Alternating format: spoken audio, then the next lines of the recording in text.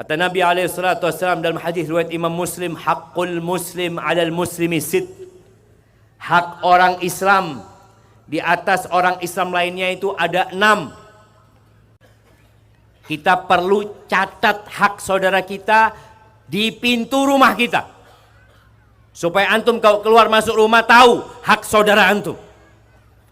Karena yang menyebabkan pertikaian, yang menyebabkan banyaknya penipuan, itu karena kita nggak tahu sama hak saudara kita.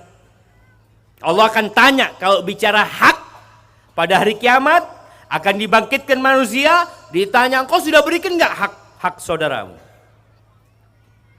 Yang pertama kata Nabi SAW, idza laqitahu fasallim alaih. Kalau engkau berjumpa dengan dia, ucapkan salam.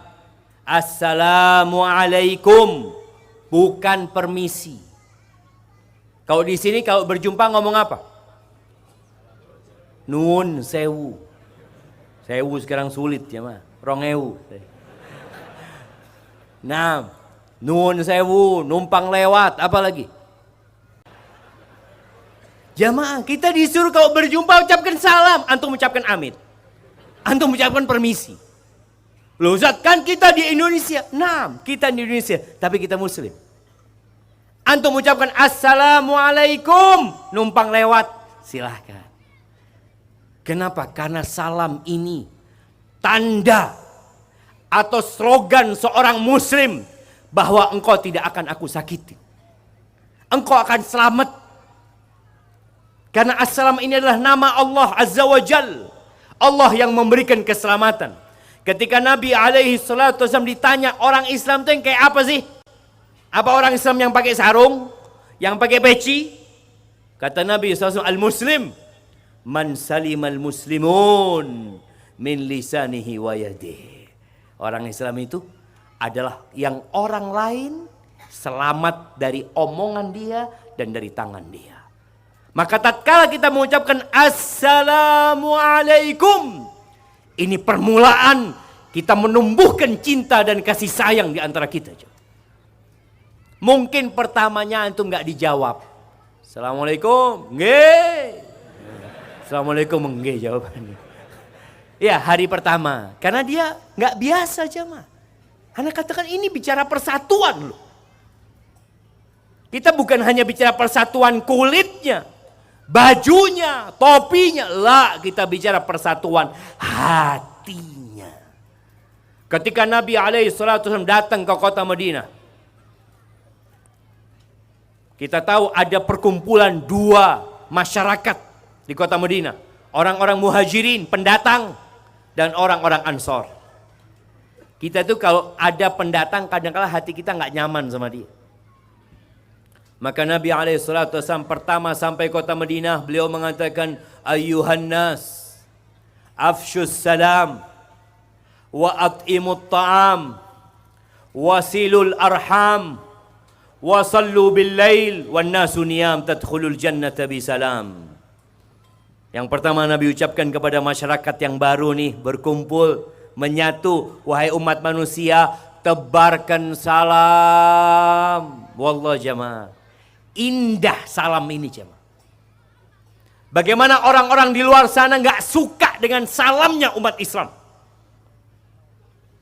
Ada iri dan dengki dari orang-orang Yahudi umum. Karena umat Islam punya kalimat pemersatu. Itu assalamualaikum. Apakah kalau antum ke Inggris assalamualaikumnya ganti? Enggak. Ana pernah ke Spanyol jemaah. Waktu itu kita mengunjungi sebuah museum ya. Ana ya dengan pakai gamis, pakai baju, pakai peci. Ketika ana masuk ke tempat pemeriksaan, yang memeriksa itu langsung mengatakan kepada ana, Assalamualaikum. Ana ucap waalaikumsalam. Dia mengatakan, ana muslim, kata dia. Masya Allah. Ketemu saudara di Spanyol jemaah. Dan salamnya tetap sama. Kalau antum ke Amerika ketemu muslim, apa yang antum ucapkan? Assalamualaikum. Kalau antum ke Australia ketemu muslim di sana, apa yang antum ucapkan? Assalamualaikum. Ini adalah salam pemersatu umat Islam. Nabi SAW mengatakan, La tadkhulul jannah hatta tu'minu. Kalian tidak akan masuk surga sampai kalian beriman. Itu syarat mutlak, harus beriman. Wala tu'minu hatta tahabbu. Kalian tidak akan beriman kecuali kalian saling mencintai. Yang mengaku beriman lalu tidak cinta sama saudaranya, benci sama saudaranya, ada masalah sama dirimu. Kita mencintai saudara kita karena Allah, kita membenci juga karena Allah. Tapi kata Nabi SAW, kalian tidak akan beriman sampai kalian saling mencintai. Afala adullukum ala syai'in idza fa'altumuhu tahabbtum. Kalian mau enggak aku kasih tahu sebuah amalan yang kalau amalan itu kalian lakukan, kalian akan saling mencintai.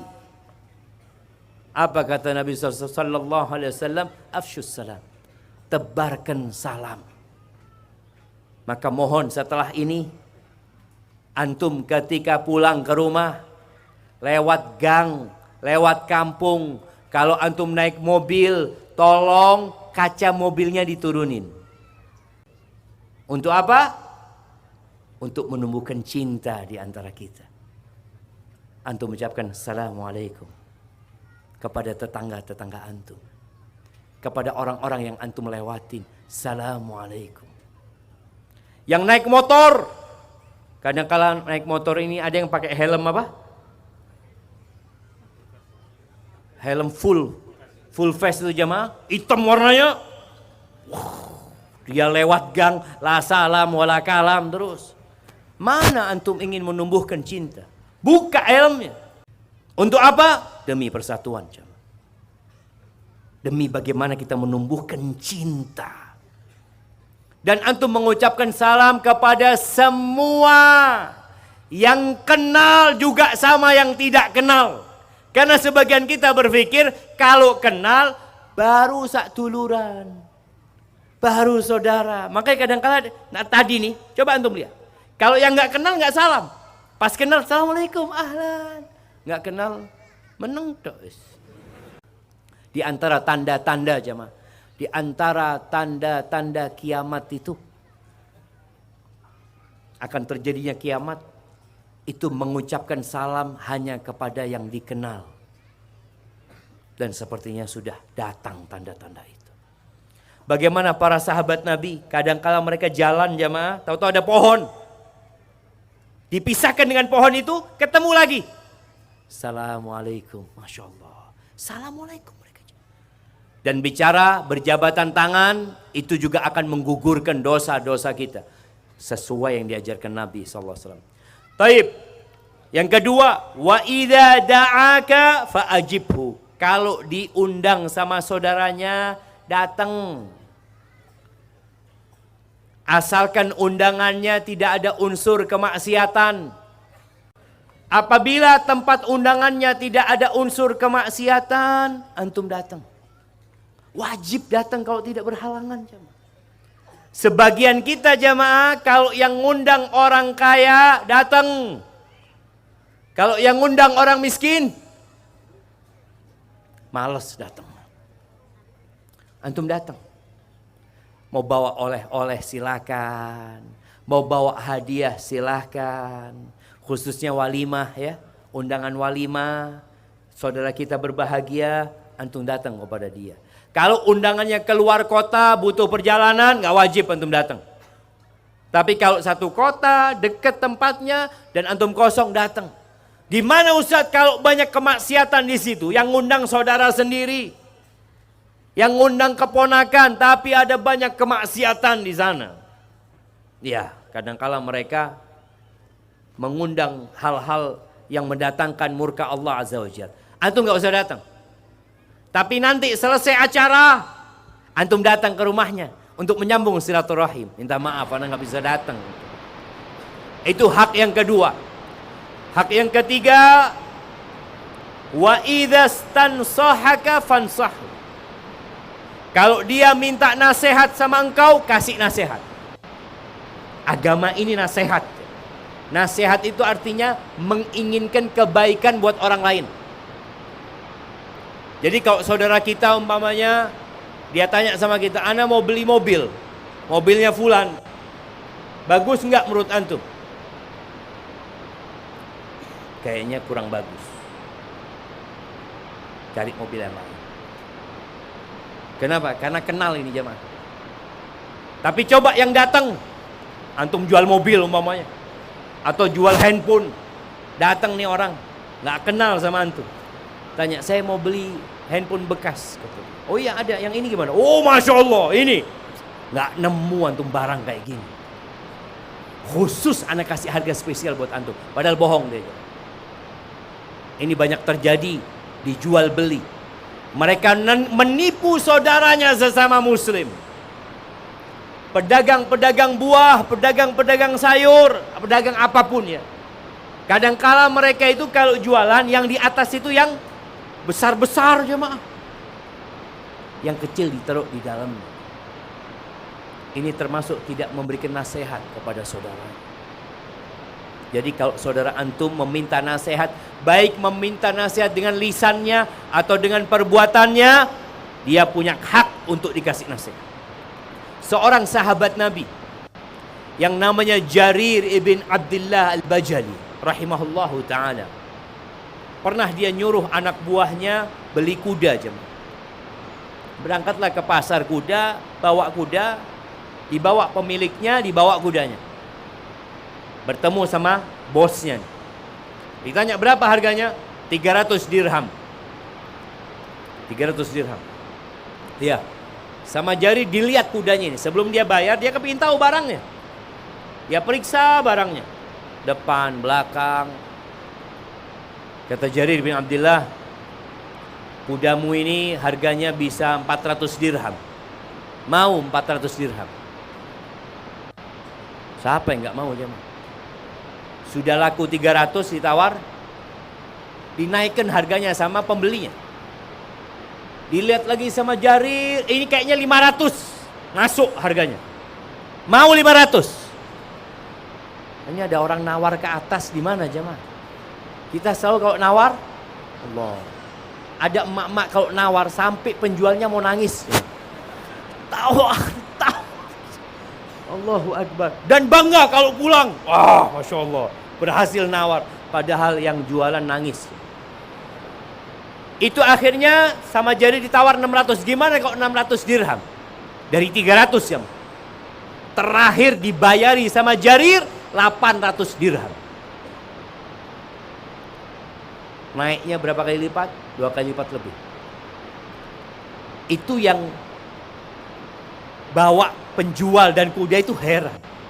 Dia mengatakan, aku bawakan kepada engkau kuda dengan harga 300 dirham, engkau bayarin 800 dirham. Gimana ceritanya bisa kayak gitu? Hak saudara.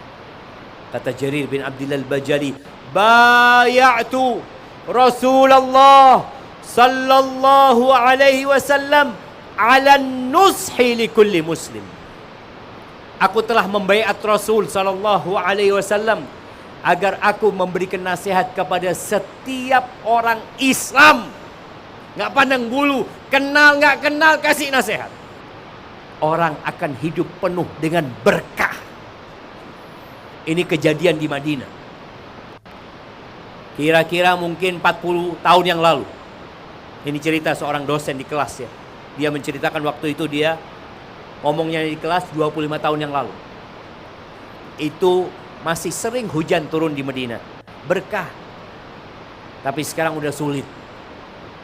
Di antara penyebab tidak turunnya hujan itu, ya dosa-dosa yang dilakukan oleh manusia. Syekh ini cerita. Dulu di pasar Medina, pasar induk ya. Pasar sayur apa itu. Masya Allah. Mereka itu sebelum buka toko, sarapannya bareng ya. Kan di pasar pemerintah itu biasanya dagangnya sama. Yang dagang sayur ini semuanya sama satu baris. Nanti dagang buah ini sama satu baris. Itu mereka yang satu baris itu biasanya sarapannya bareng. Mereka sarapan bareng, habis sarapan, Masya Allah mereka makan nikmat, bismillah yuk buka tokonya. Buka semuanya. Biasanya pembeli itu datang ke toko yang pertama. Makanya kan toko yang pertama lebih mahal daripada yang nomor 2. Datang, Masya Allah, beli nih. Sudah beli, Alhamdulillah selesai. Datang pembeli kedua jemaah. Apa kata pemilik toko ini? Alhamdulillah, aku sudah punya rezeki. Engkau ke toko sebelah. Masya Allah jemaah. Toko yang kedua gitu, ada pembeli lagi, suruh ke toko sebelahnya. Sekarang jemaah, belum datang pembelinya, sudah rebutan. Ini semua toko pada, ya Karim, itu yang terjadi.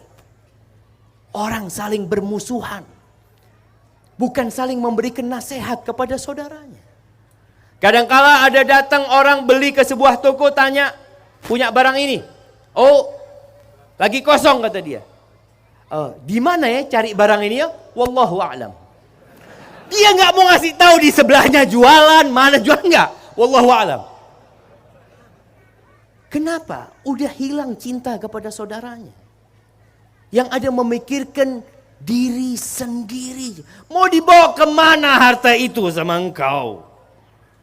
Allah boleh jadi tetangga kita masuk surga lebih dahulu. Mungkin kalau kita baik sama dia, dia ingat sama kita ketika di surga Allah Azza wa Jalla. Ingat, kalau minta nasihat, kasih nasihat saudaramu. Kemudian yang keempat, wa idza atasa fahamidallah fashammithu. Ini Anda lihat budaya yang masih belum ya banyak dilakukan oleh umat Islam. Bukan budaya sebenarnya, ini syariat. Kalau bersin, bilang apa? Alhamdulillah. Ucapkan Alhamdulillah.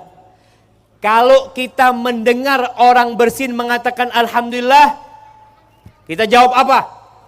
Yarhamukallah. Maka ingat, kalau bersin ucapkan Alhamdulillah.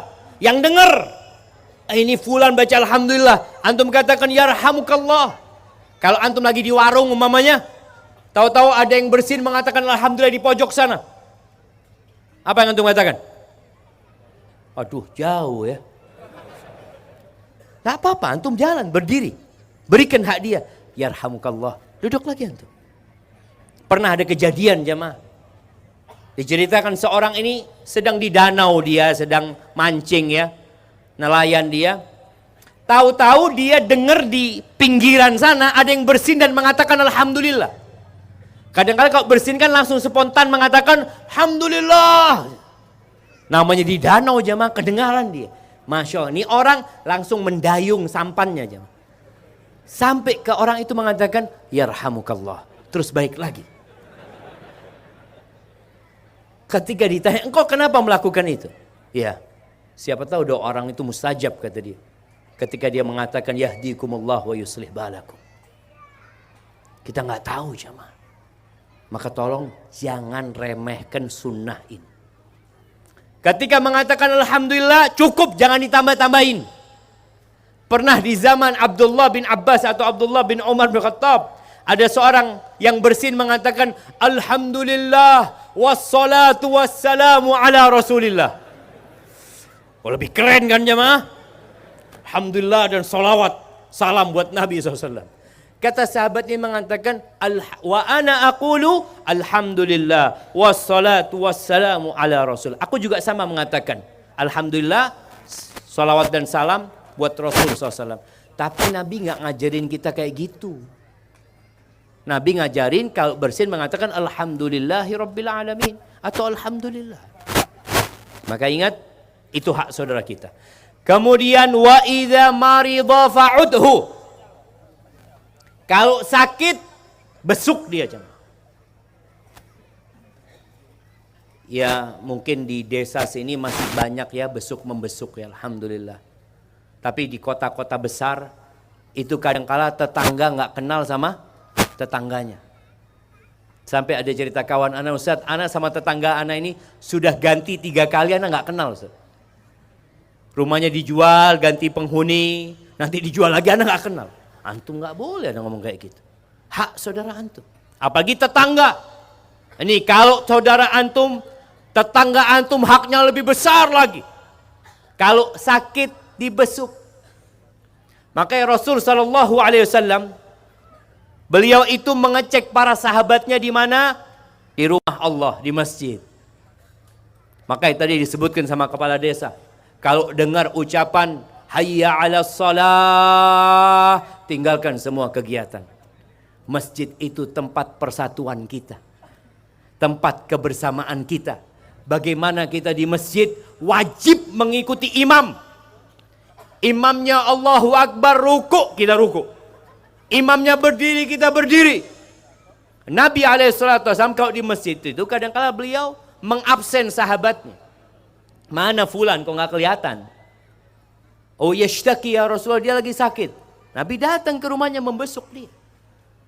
Maka upayakan kita hidupkan kembali sunnah ini. Tatkala ada yang sakit kita besuk. Bawa sesuatu, nggak harus bawa sesuatu jemaah. Paling nggak antum bawa doa buat dia. Orang itu kalau dibesuk gembira melihat saudara membesuknya. Nggak harus yang ada di kota lain, yang di kampung antum lah. Dan pahala orang yang membesuk itu besar sekali. Masya Allah ya, Nabi SAW menyebutkan kalau orang itu membesuk orang sakit di pagi hari, ada 70.000 malaikat yang mendoakan dia sampai sore. Bayangin jam, membesuk saudaranya. Kalau membesuknya di sore hari, itu didoakan 70.000 malaikat sampai pagi. Kita itu kadang-kala datang minta doa sama Ustadz, Ustadz doakan Ustadz, mohon doanya. Nih antum akan didoakan oleh 70.000 malaikat. Dimintakan ampun buat antum. Dan tadi dia berada di taman surga. Kenapa kita sekarang mulai berpikir, ya Allah nggak punya waktu untuk membesuk keluarganya yang sakit, saudara yang sakit. Sempatkan waktu untuk meraih 70.000 doa malaikat. Untuk meraih taman surga. Itu hak saudara kita jemaah. Kemudian yang terakhir, wa idza mata fatba'hu. Kalau dia mati, antarkan jenazahnya. Ikutin jenazahnya. Bicara mengikutin jenazah, di antara hak saudara kita sebelum diantarkan jenazah adalah disolatin. Ana nggak tahu di daerah sini, tapi di beberapa daerah itu kadangkala yang mengantarkan jenazah orang banyak, tapi yang mensolatin sedikit. Padahal kata Nabi alaihi salatu wassalam, man shalla 'alal janazati falahu qirat. Barang siapa yang solat jenazah, dia dapat 1 qirat. Barang siapa yang solat jenazah kemudian mengantarkannya sampai ke kuburan, falahu qiratan, dia dapat 2 qirat. Sahabat bertanya, qirat itu kayak apa ya Rasulullah? Kata Nabi SAW, mithil Uhud, seperti gunung Uhud. Maka jangan sampai kita meremehkan seperti gunung Uhud ini, karena kita tidak mensolatin jenazah. Oke, kita mengantarkan jenazah, alhamdulillah kita telah menunaikan hak saudara kita. Tapi yang dibutuhkan oleh saudara kita bukan hanya diantarkan, tapi dia butuh dengan doa kita. Dia nggak bisa berbuat apa-apa lagi. Dia tidak bisa lagi menambah amalannya. Kita nih yang mengantarkan, usahakan mendoakan dia. Dan Rasul SAW kalau sholat jenazah itu 4 kali takbir. Takbir yang pertama baca Al-Fatihah. Takbir yang kedua salawat buat Nabi SAW. Takbir yang ketiga doa buat yang mati. Allahumma gfir lahu warhamhu. Allah SWT nggak hafal doanya. Ya udah hafalin itu 2. Allahumma gfir lahu warhamhu. Allahumma gfir lahu warhamhu. Terus antum doakan dia. Itu hak saudara kita. Kemudian takbir yang terakhir salam setelah itu. Ahibati fillah, menggabungkan 6 hak saudara kita ini sejatinya bukan perkara yang sulit. Asalkan kita niat dan berdoa memohon kepada Allah Azza wa Jalla. Insya Allah dengan cara kita memberikan hak-hak saudara kita, persatuan itu akan terjadi. Bagaimana apabila ada perbedaan pendapat? Kita lihat banyak ulama, banyak ustadz yang mereka memiliki pendapat yang berbeda-beda, yang kadang-kala umat dibikin bingung.